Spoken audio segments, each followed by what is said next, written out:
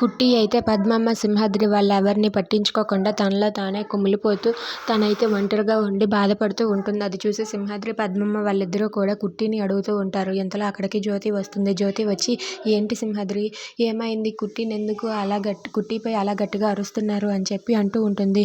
ఏంది జ్యోతమ్మ ఇది, ఆ బిడ్డ మా తాన ఏదో దాస్తుంది, ఏందో బిడ్డ ఒంటరిగా ఉంటుంది అని చెప్పి పద్మమ్మ అంటుంది. అదేంటి పద్మమ్మ అని అంటూ ఉంటుంది జ్యోతి.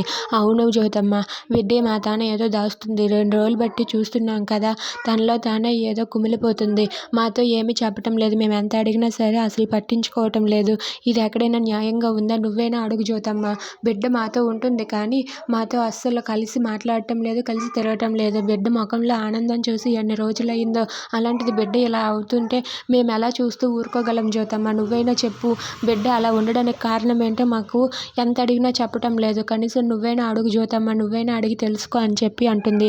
అది విని జ్యోతి అయితే, ఏంటి కుట్టి, ఏంటి పద్మమ్మ అంటున్నది నిజమేనా, అయినా నిన్ను చూస్తుంటేనే అర్థమవుతుంది నువ్వు దేని గురించో ఆలోచిస్తూ బాధపడుతున్నావని, ఏమైంది కుట్టి, చెప్పు కుట్టి అని చెప్పి జ్యోతి అడుగుతూ ఉంటుంది. అది విని కుట్టి అయితే తనలో తాను ఇలా అనుకుంటూ ఉంటుంది, జ్యోతమ్మ మీకు ఈ విషయం చెప్పలేను, చెప్పకే కదా ఎంత బాధపడుతున్నాను నాలో నేనే, నాకు ఇప్పుడు ఏం చెయ్యాలో, ఎటు వెళ్ళాలో, ఎటు దారి తీయాలో అస్సలు అర్థం కావటం లేదు జ్యోతమ్మ అని చెప్పి తనలో తానే కుమిలిపోతూ ఉంటుంది.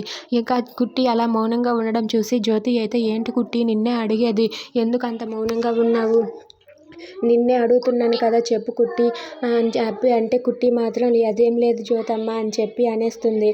అది విని అక్కడ ఉన్న జ్యోతి అయితే, సరేలే, నువ్వు చెప్పకపోతే నీ ఇష్టం, కానీ నీలో నువ్వే ఇలా ఆలోచించుకొని నీకు నువ్వే ఇలా డెసిషన్స్ తీసుకుంటే నీకు చాలా ప్రాబ్లం అవుతుంది, అది గుర్తుపెట్టుకో, ఇంకొకరితో చెప్పుకుంటేనే బాధ అయినా సుఖమైనా ఏదైనా సరే మనసుకి హాయిగా ఉంటుంది, నువ్వు ఇంకొకరితో షేర్ చేసుకోవాలనుకుంటే నాతో కానీ మీ అమ్మతో కానీ చెప్పుకుట్టి, అంతేగాని నీలో నువ్వే ఇలా సతమతం అయిపోకు అని చెప్పి అంటూ ఉంటుంది. అది విని కుట్టి అయితే ఏం మాట్లాడాలో తెలియక ఏడుస్తూ అక్కడే అలా నిలబడి ఉంటుంది. Thanks for watching friends, please subscribe our channel.